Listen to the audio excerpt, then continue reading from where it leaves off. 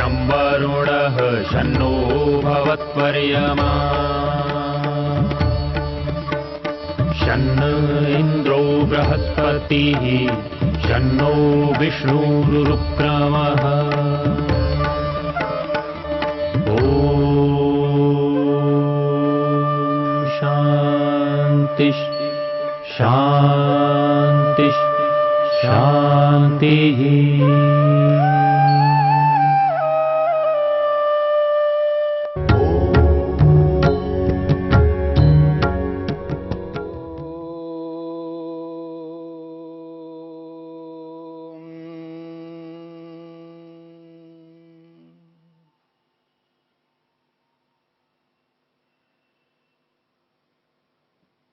असंप्रज्ञात समाधि को प्राप्त करने के उपायों पर चर्चा हुई। असंप्रज्ञात समाधि यानी जिसमें ईश्वर का साक्षात्कार दर्शन होता है, प्रभु का प्रत्यक्ष जिस समाधि में होता है उस समाधि को असंप्रज्ञात समाधि कहा है। असंप्रज्ञात समाधि को प्राप्त करने के दो प्रकार के साधक, दो उपायों को अपना करके प्राप्त करते हैं। एक प्रकार वह है जो भव प्रत्यय शब्द से कहा है, और दूसरा वह प्रकार है जो उपाय प्रत्यय शब्द से कहा है। भव प्रत्यय यानी संसार को देख करके, संसार में दो प्रकार की स्थितियां निरंतर उत्पन्न होती हैं, एक जन्म और एक मृत्यु। और ये दोनों स्थितियां ऐसी स्थितियां हैं जिसमें विराम नहीं होता है, रुकना नहीं होता है। पूरे ब्रह्मांड में ऐसा कोई स्थान नहीं होगा जहां पर कहीं उत्पत्ति, जन्म नहीं हो रहा हो। और ऐसा भी कोई स्थान, स्पेस, जगह नहीं होगा जहां पर कोई ना कोई मृत्यु नहीं हो रही हो। यानी ये दोनों स्थितियां, जन्म और मृत्यु, इस पूरे ब्रह्मांड में निरंतर चल रहे हैं, बिना नागा के, बिना रुकावट के निरंतर ये चलते जा रहे हैं। और इन दोनों स्थितियों को देख करके जिस व्यक्ति को विवेक होता है, यानी जन्म को देख करके या मृत्यु को देख करके जिस व्यक्ति को विवेक होता है, यथार्थ बोध होता है, वास्तविकता का ज्ञान होता है, और उस विवेक से जिसे वैराग्य उत्पन्न होता है,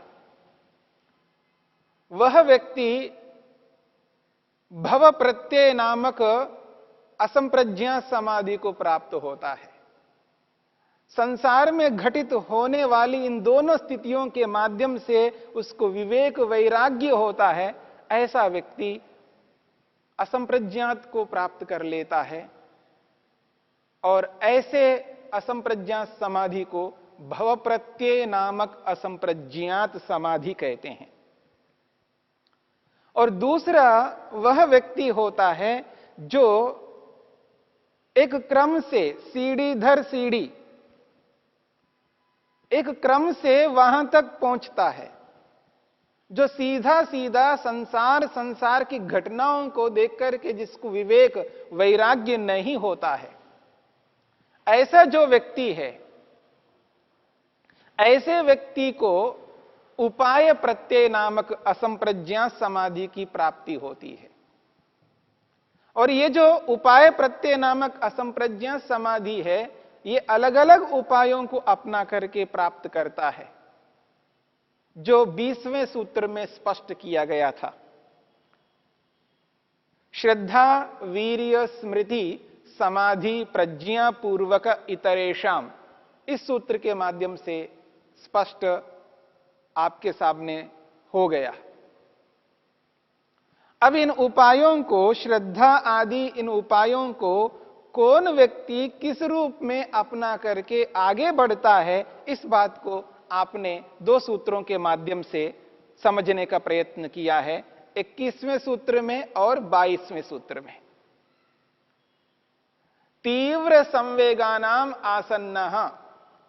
इस सूत्र के माध्यम से आपने ये बात स्पष्ट समझने का प्रयास किया है कि जो व्यक्ति जिस तीव्र गति से मेहनत करता है, पुरुषार्थ करता है, श्रद्धा को, वीर्य को, स्मृति को, समाधि को और ऋतंभरा प्रज्ञा को अपनाता है, जिस गति से आगे बढ़ता है उस गति के अनुरूप उस व्यक्ति के निकट वो असंप्रज्ञा समाधि होती है। इस बात को आपने समझने का प्रयास किया।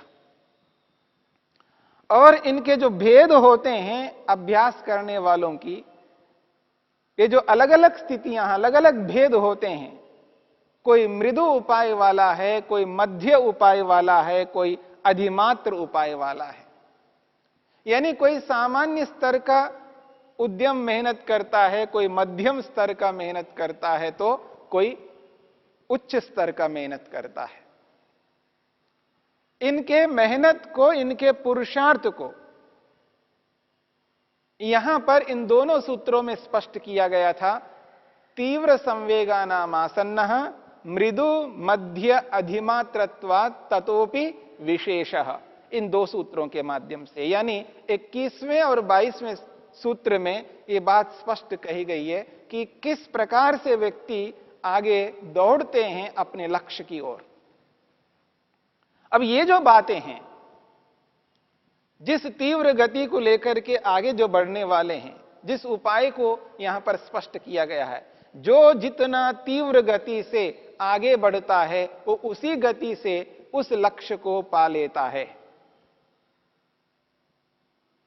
अब एक प्रश्न उपस्थित किया है महर्षि वेदव्यास ने। ये जो आपने उपाय बताया है, श्रद्धा, वीर्य, स्मृति, समाधि, प्रज्ञा, 5 उपाय आपने बताए हैं, और इन 5 उपायों को अपना करके जिस गति से व्यक्ति आगे बढ़ता है तो वो उस तीव्रता के साथ में असंप्रज्ञा समाधि को प्राप्त कर लेता है। महर्षि वेदव्यास कहते हैं, क्या इन उपायों के अतिरिक्त और कोई उपाय है अथवा नहीं? किम एतस्मादेव आसन्नतमः समाधिर्भवति? किम एतस्मादेव,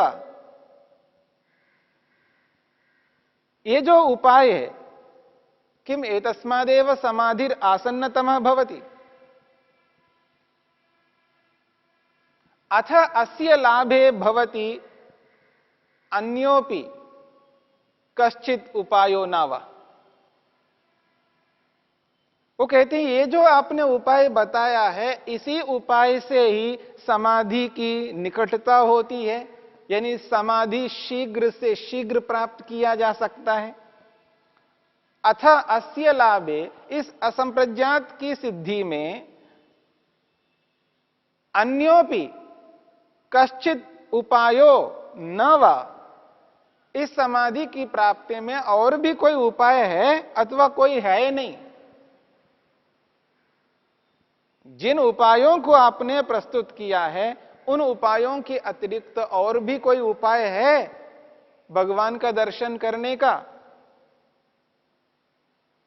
यह प्रश्न किया गया है। यानी महर्षि पतंजलि ने जिन उपायों को सामने रखा है उन उपायों को अपनाकर व्यक्ति असंप्रज्ञा समाधि को प्राप्त कर सकता है। फिर भी प्रश्नकर्ता प्रश्न कर रहा है कि क्या इन उपायों के अतिरिक्त भी कोई उपाय है? यदि मान लीजिएगा इनके अतिरिक्त कोई उपाय बता भी दिया जाए तो क्या मनुष्य के मन में और फिर प्रश्न उपस्थित नहीं होगा? उसे सुन करके, उस उपाय को सुन करके फिर ये तो नहीं कहेगा नहीं और कोई हो तो बताइए, और कोई हो तो बताइए। मनुष्य का स्वभाव है, वो ये चाहता है और कोई आसानी से हम जा सके, कोई ऐसा मार्ग बता दिया जाए, ऐसा सरल मार्ग बता दिया जाए जिससे हम शीघ्रता से और शीघ्रता से बता दिए हम आगे बढ़ें। ऐसा बताइए कि और शीघ्रता से हम आगे बढ़ सके, कोई शॉर्टकट बताइए।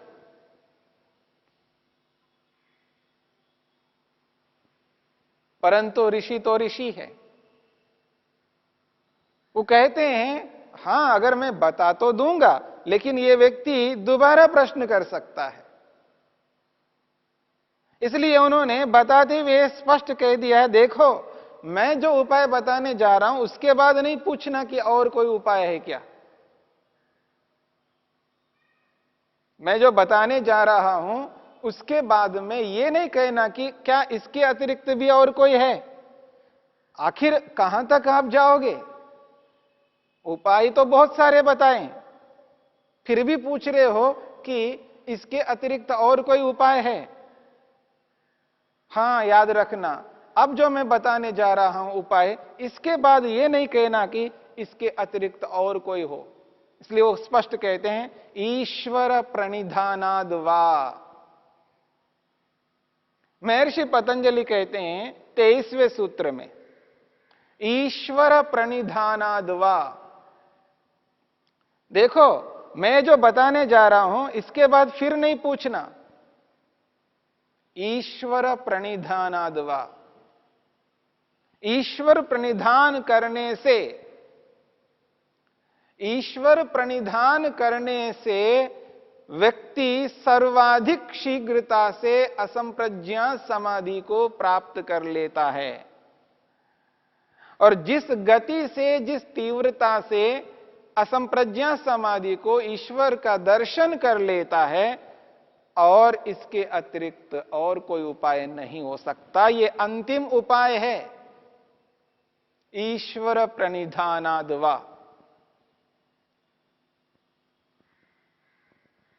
प्रणिधान शब्द का क्या अर्थ है? ईश्वर तो ईश्वर है, भगवान है, हम सब जानते हैं, इसी के लिए तो मेहनत कर रहे हैं। अब यहां कहा जा रहा है ईश्वर प्रणिधानाद। प्रणिधान, ये जो प्रणिधान है इसका अर्थ समझने का प्रयत्न करना। वैसे लोक में प्रसिद्ध है समर्पण। समर्पण शब्द लोक में बहुत प्रसिद्ध है, और यहां प्रणिधान का अर्थ समर्पण है। और किसे समर्पण करना? ईश्वर प्रणिधानात्, ईश्वर को समर्पित करना है, ईश्वर को समर्पित करना है, ईश्वर के प्रति समर्पण होना है। और समर्पण की भावना जब तक व्यक्ति के मन में नहीं आती है, वह व्यक्ति अपने लक्ष्य की ओर आगे नहीं बढ़ सकता। समर्पण तो करना है। लोक में अक्सर यह कहा जाता है समर्पित हो जाइए। देखो जी समर्पण कर दो, समर्पित हो जाओ। मां कहती है समर्पण हो जाओ, पिता कहता है समर्पण हो जाओ। माता पिता समर्पण की बात करते हैं, गुरु आचार्य अध्यापक समर्पण की बात करते हैं। जो खेलने वाले खिलाड़ी हैं और उनको खिलाने वाला, खेल कराने वाला जो उसका शिक्षक होता है, जो कोच होता है, वो भी इसी बात को कहता है समर्पण करो। सेठ ये कहता है अपने नौकर को समर्पण करो। आप जिस किसी भी क्षेत्र में जाएंगे, ये समर्पण शब्द सभी क्षेत्रों में विद्यमान है। और बिना समर्पण के उत्तम कार्य कभी नहीं हो सकता। सर्वोत्तम कार्य को करने के लिए व्यक्ति को समर्पण करना होता है, और जहां समर्पण होता है वहां पर कार्य समुचित रूप से हो जाता है। और जिस कार्य को व्यक्ति करना चाहता है, करता है, यदि वह व्यक्ति समर्पित होकर के करता है, अपने आप को समर्पण कर देता है, तो उस कार्य को 100% पूर्ण रूप से यथार्थ रूप में कर पाता है। ये जो समर्पण है, इसी समर्पण को लेकर के महर्षि पतंजलि कहते हैं, समर्पण करने से ईश्वर का साक्षात्कार होता है। और जो व्यक्ति समर्पित होता है, समर्पण करता है, वह व्यक्ति सर्वाधिक शीघ्रता से प्रभु का दर्शन कर लेता है, प्रभु का साक्षात्कार कर लेता है। समर्पण करना है। लोक में इस समर्पण को लेकर के कहा जाता है, जब कभी कोई व्यक्ति किसी से पूछता है, प्रश्न करता है, किसी के पास जाकर के बात कहता है, यह मकान किसका है, तो सामने वाला बोलता है, ये तो आपका ही है, ये तो आपका ही है। क्या बोलता है व्यक्ति? ये आपका ही है।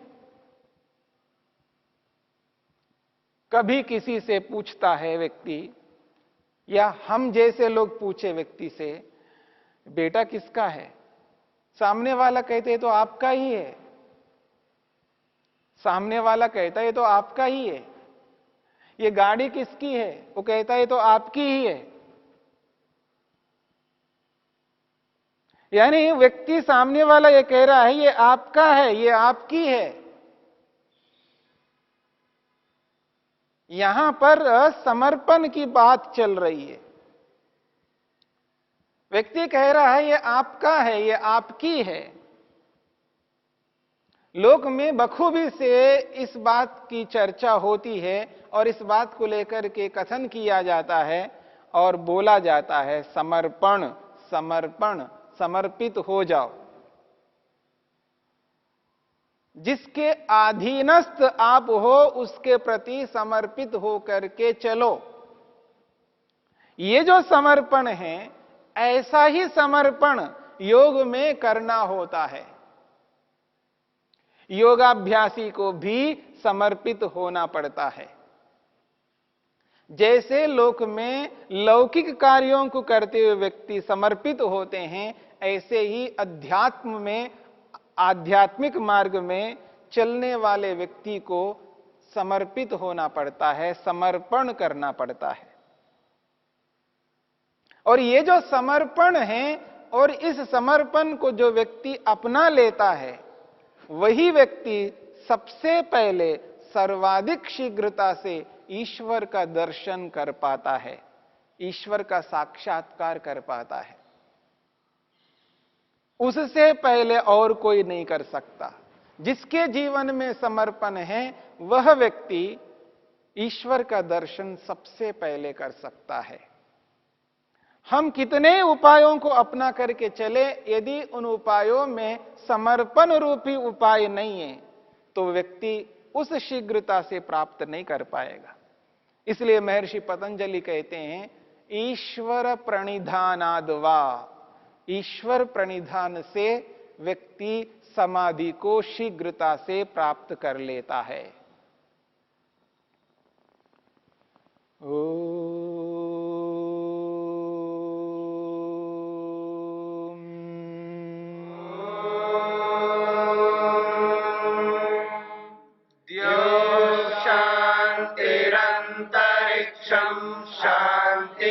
पृथिवी शान्तिरापः शान्तिरोषधयः शान्तिः वनस्पतयः शान्तिर्विश्वे